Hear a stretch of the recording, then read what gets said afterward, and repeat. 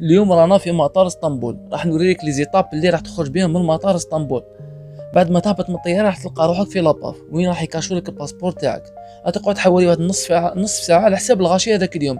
كي تكمل مع شرطه الحدود تروح تريكيبيري الباجاج تاعك، تلقى ليكرون كيما هذا اون فاس ليك اللي هو النيميرو تاع الجزائر هو 17. راح تلقى بزاف لي بيرو تشونج هنا في المطار، مي ننصحكم ما تبدلوش من دراهمكم باسكو بزاف غالي. صرف غير قد ما تشري تيكي. هنا لحقنا الخرجه البرينسيبال، حكم لاسونسير موان دو مع الخرجه تلقى وين يبيعوا لي تيكي. راح يسقام لك تيكي حوالي 84 ليره على حساب الشونج هذاك اليوم. كل 15 دقيقه كاين بيس اللي يدير الاقصاري. راح تدفع الباجاج تاعك في البيس، راح تمشوا حوالي واحد الساعه. كي تلحق الاقصاري الحاجه الاولى اللي تقابلك هي المترو ولا ستاسيون مترو. روح وين بغيت، كي تدور من الجهه الزاوجه على رجليك تمشي حوالي 20 دقيقه تكون في سلطان احمد ولا بايزيد.